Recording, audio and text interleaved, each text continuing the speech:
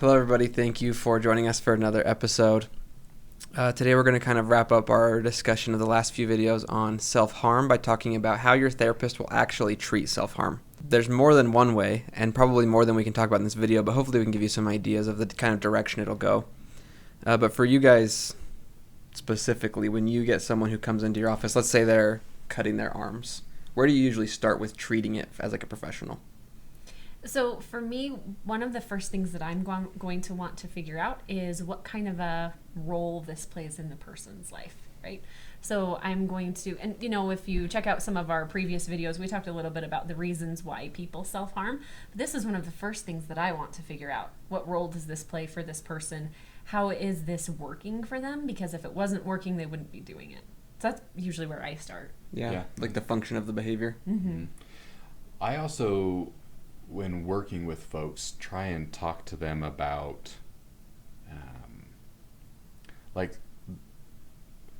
kind of normalizing that it's been an approach that has been helpful. It's maybe less of a desired approach or maybe less of a socially accepted approach, but helping take away some of that negative stigma or that negative belief that they have about it, and just letting them know, like, hey, you're just trying to find any way you can to feel better, which is exactly what anybody would do, right? So that's a piece of that portion too. And then I think we go into the education piece after that and start figuring out, can we figure out specific times when we do this?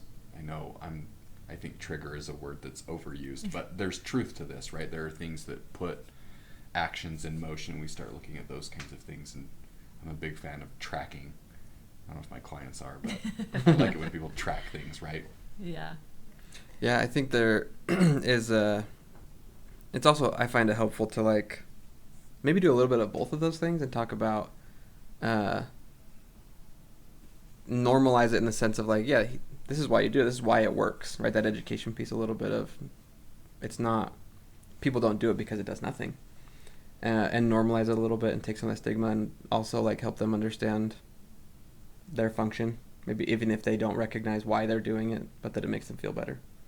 I think another piece that's important is exploring what their belief about it is, right? Because Yeah. I feel like, maybe this is just me, but most of the time I would say my clients are not super proud of that fact, right? They might try and hide it, or they don't want to talk about it, which usually is an indicator that they don't want that to be a behavior that they do. And so once I know what their belief is around that, and if they want to make some adjustments to it, then we can start looking at other things. But I try to get an understanding of how it benefits them and what they want to do with that, right? Yeah. Go ahead. Well, I would also say sometimes people are hesitant to tell their therapist about self-harm because they think that means that then that's what their therapist is going to focus on. And they may not want that. And the reality is that that's not the way, at least that's not the way it works with me. I'm not sure how all other therapists deal with that. But for me, I would really be exploring with the person, okay, well, so what function does this play in your life? And is this what you want to work on? Is this what we should prioritize first? Is it what we should prioritize second, or a little bit down the road? Really, in session, a client is really the one who is driving this. And so unless I'm seriously concerned about their safety and see this as something more than superficial harming, I'm not necessarily going to tell them they have to work on this. If they don't want to, they don't necessarily have to. And I think that's exactly where I was going when I was like trying to figure out what their belief was, right? Because I think I alluded to in another video, when I first started my career, the moment I saw self-harm, it's like, I know what we're doing here. And I don't even know that was effective, because it's not what they wanted to work on. Does that make sense? Mm-hmm. Mm-hmm. I think it's probably important to point out too, I think, just kind of based on what we've been talking about, that in a majority of situations when someone comes in with self-harm, hospital is not even on the forefront of my mind. Right. Because I think that's a fear people have of talking about it as well, that they're going to get hospitalized or sent somewhere. And self-harm can be to the point where that is necessary, but in a majority of cases, that's not where I'm at all.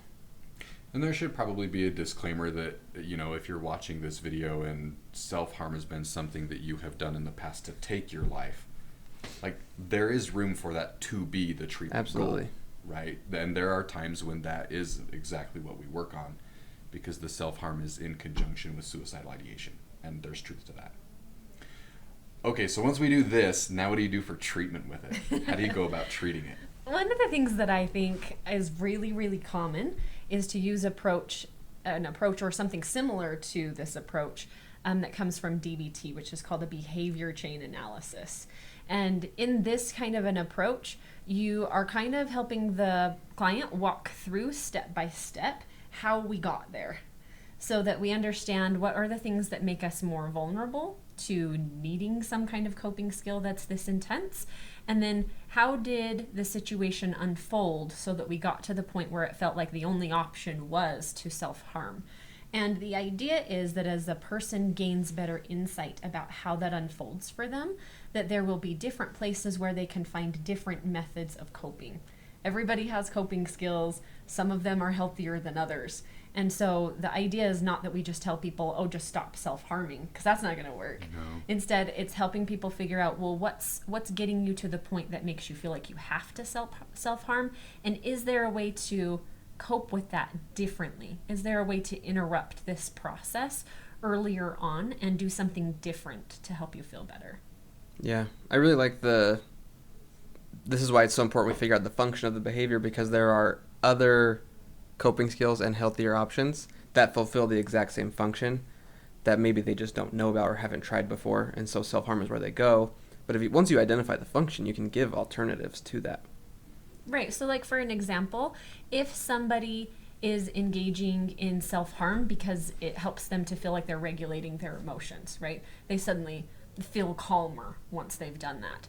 Well, it's not that there's no other ways, there are no other options to feel calm. There are other things that you can do, but you have to identify the area within this whole process where you actually could use one of those skills and it would be effective. Because usually if we wait clear until the point where you're going to self-harm, if you're going to sit there and say, oh, hey, I could like go pet my dog right now, or I can self-harm, and either thing is going to help me regulate my emotions, you probably are past the point where petting your dog is actually going to help.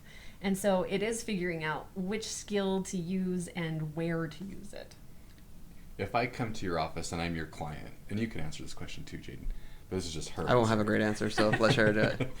And let's say I struggle with self-harm, and you're going to have me do a behavior chain. Like, what do I expect? How do you do that? Like, what does it look like in session? Yeah, good question. So I'm probably going to start by just like validating how you feel right now. So let's say you're in distress, then I'm going to validate that you're feeling in distress. If you're feeling numb about it, I'm probably just going to validate how you're feeling. So that's probably where we're starting. And then I'm going to say, okay, well, let's go back. Let's back up as far as we can. When did this happen? So maybe you're going to say it's yesterday. And I'm going to say, okay, well, yesterday, I want you to think about earlier in the day. Was there anything going on that probably made you feel a little more vulnerable? Were you tired? Were you hungry? Were you lonely? What was going on in your day that maybe already made you more vulnerable? You know I'm always hungry. So we could start with that one. Right. So then after we talk through your vulnerabilities, then I'm going to say, okay, now walk me through step by step. How did this happen? What happened first? What were you doing? What were you thinking? What were you feeling? Okay, now, and I don't mean this in like, I'm not talking about the actual self-harm. I'm talking about the things that led up to the Yes, self-harm. prior to. Right? So your day started like this, and then this event happened, and then you started to feel overwhelmed, and what did you start to think to yourself? And, right, I'm walking through step by step what happened. And I may be even having the client track or write this down. I was going to say that sounds almost word for word what I do. I have a small whiteboard. I should get a big whiteboard because I like big whiteboards. It is a small whiteboard. It is a small one. And I almost draw out like links of a chain, and then like we do vulnerabilities here. And then I break it down into, okay, what thoughts were I having at that time? What emotions were I having at that time? Okay, then we move to the next link of the chain, and I look at thoughts and feelings in that one, and then all the way down from vulnerabilities through on. And I like the visualization component. Sometimes for homework, they get like a 5-page packet. I haven't done that one in a minute, but I have that too. So Well, I think it's helpful to explore. I use a similar paper I got from a previous agency I worked with, just in like their curriculum, but it's kind of the same idea, right? You're exploring how you got there, because I find that probably with most things that you treat in mental health, the earlier you can intervene, the easier it's going to be. Right. Well, and if we talk about what studies have shown that the thing that is actually most effective in helping people treat self-harm is helping people become more mindful. So that means that they are aware of what's happening each step of this process. They know what they're thinking, they know what they're feeling. It's not like we're getting all the way to the point of cutting and then trying to figure it out then, right? You're aware each step of the way so that you can take care of yourself much, much sooner in the process. what do you usually do for like homework then? Good question. Lots of times, and this might sound strange, but in the beginning, I will tell people I don't even need them to stop cutting. That's not even like on the docket to begin with. Before we do that, I need you to be able to fill out this chain analysis. I need to know what this looks like. And when we talk about the actual self-harm, I don't really need to know like anything about that. I don't even need to know like exactly what you used and how deep the cut was and I don't need to know all of that stuff. I need to know all of the stuff that got you to that point. And so lots of times I'll tell people, for your homework, I don't want you to even try to change this. I just want you to be really aware of what's happening in each step of this process. I feel like how I start a lot of my interventions with people is just increasing awareness. Because I think once someone has a little bit of awareness of what leads them to a certain behavior or what they feel like going into that behavior, even just increasing awareness can sometimes decrease the frequency of those behaviors because you catch it early and you're like, oh, that's not really what I want to be doing, because you're actually thinking about it and being more present, being more mindful, like you said, and getting like less caught off in our heads wherever that takes us. You actually kind of transitioned right to what my next question was going to be, which is like, so how long does this take and how effective is doing this? In your gut, like, sure, we could read the research and give a percentage, but like, Who needs research? In your guys' own experience, like, how often is this like an effective strategy at reducing self-harm? I found it really effective. I think some things that change or affect the effectiveness of it is how motivated a person is to stop. So let's say a person comes in and they are self-harming, but they really don't want to work on it. That's not something that they're really interested in. Obviously, that making progress on self-harm is going to be questionable as to whether we even do. But if a person comes in and says, I really want to work on this, I really don't like that I do this, and they're willing to engage, I feel like people can actually work through this relatively quickly. Yeah, I think so. If it's something they want to address, it's not a long process to analyze the behavior chain and replace some behaviors, because like we said, it doesn't take a lot of changing. It just takes some earlier intervention, and it can be really simple things. And if they incorporate it, I don't think it takes too long to quit. It's not like there's not like an addictive property to it, you know? I think that if we're saying like time frame, I always think it's interesting because people want to know time frames, right? This is one that I would say this is not a 2-session intervention. You're not coming in twice and this is better. Sure. But I would say over the course of a couple of months, for sure, this is treatable. I know I liked the way that you worded it, that the increased awareness is like a huge key. And I feel like that's, if you were to ask me like, well, what did you do that helped solve this self-harm? I would probably like, I didn't do squat. I just gave you a sheet to track this on. You built awareness around it. We talked other interventions, and like all of a sudden one day you're not talking about it in therapy anymore. And I ask you back, oh, it's been like 6 weeks. Oh, cool. So I almost find that like that building awareness piece is, for me, I feel like that's like the golden ticket. Yeah. Well, and I think that behavior chain analysis, build awareness, is probably a template for a lot of mental health treatment things, even outside of self-harm. I would agree with that. Yeah. Okay.